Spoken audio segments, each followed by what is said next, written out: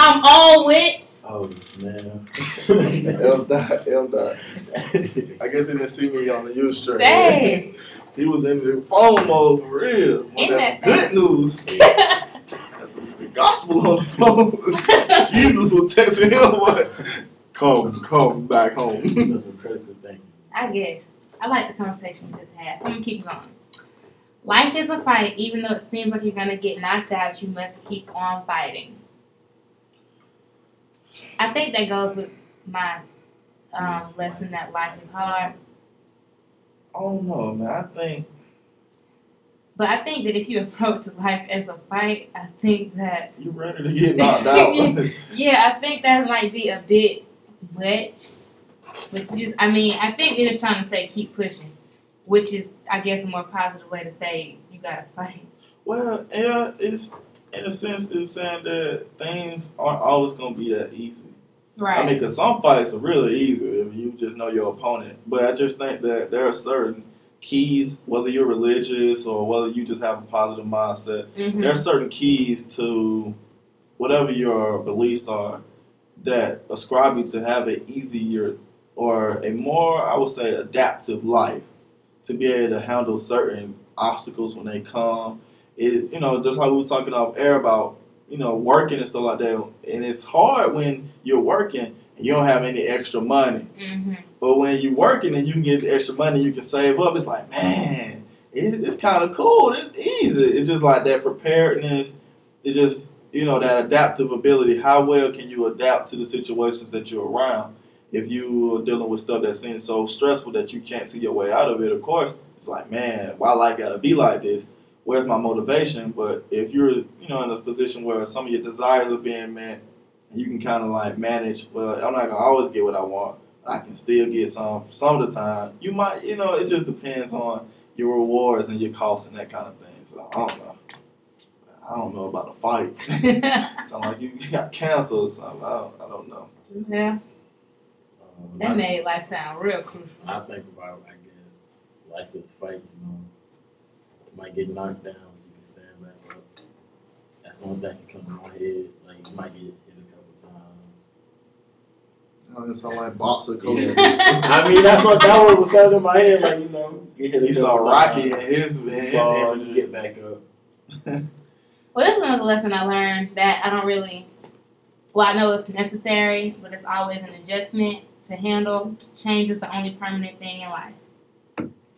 I've heard it before, but it's just like I never heard it from a person. It's just kind of like one of those smile things that we were talking about earlier, where it's just like I think I learned that lesson because a lot of the situations I was in weren't stable.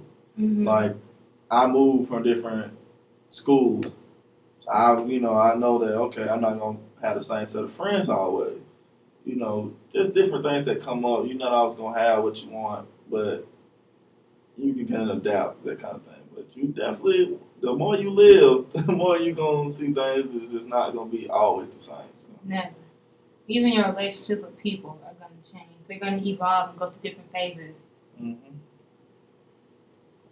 Never heard that saying before, but Where you been at?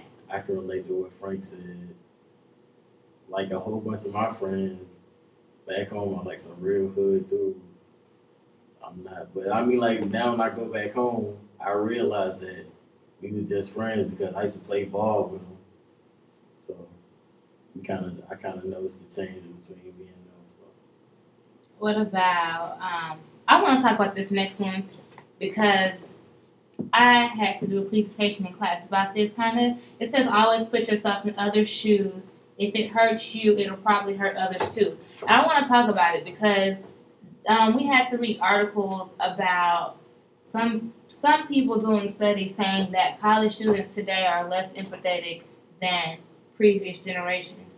And we had to do surveys around campus to prove it or, disagree with it.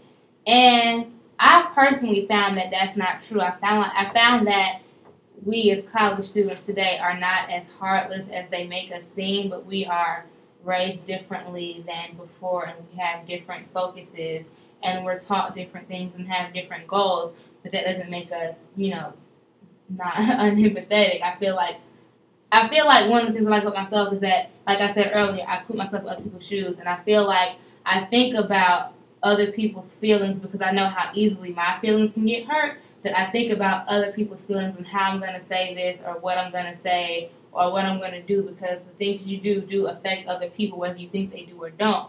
I just think it's always important to think about other people's feelings because it's not about you and you don't know what kind of day they could be having. That could be the thing that you do to make them coach them off a bridge or something. You don't know people's mind. I'm not trying to be funny, but people really are that far, in, and you could just be rude and they could just go take themselves out.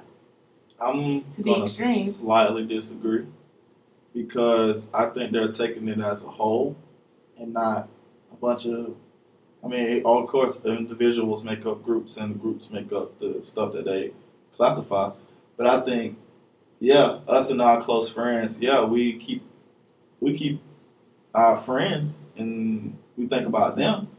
We make sure that we got ours, and when we say ours, we mean I got my food, my homeboy got his food, my homegirl got her food. But I think as a whole, it's a bunch of different variables we that make us individuals. I mean, first of all, we live in America where we are materialistic in some aspects. We live in an economic capitalist economy, whereas you got to keep up with the trends to be ahead. We live in a competitive world where the job market is predicted. The more people you know, like we're all trying to advance, trying to do something. And I think that on smaller cases, we can be more caring about things. And I mean, evidence in the news about different, rebellions that's been coming up and different things as far as college students are concerned. But I think majority of people don't really look at other people's shoes. I mean, because if we did, I mean, it's a lot of people that's starving in Statesboro, but we're not feeding them. You know what I'm saying? There's a lot of people that's walking around that really don't have no clothes on their back, or they really struggling to pay their rent, and we can help them out. You know, that kind of thing. Like, there's a lot of people out here that do look at other people's situations and say, yeah, I don't want to talk about that person because I don't know what they're going through. I don't know what their situation is like. But I think many more people are just like characterizing that person. They see a person because they have dirty clothes on, or they don't have this or they don't have that, and they classify them as a person and don't look at, well, maybe there's something else going on with that person that we don't know about. So I mean, maybe in my opinion, I think that we are a little bit less sensitive than other people, but I think times are different to where we kind of shape that way. I know my research that I did, I would ask very specific questions and very broad questions. And I found that kind of like what you said, when it came to our personal relationships, as far as like our friends and our family, absolutely. We will do whatever we got to do, I guess what you can call the right thing. But the further away people got, like the more degrees of separation there were, the less it mattered to us as individuals.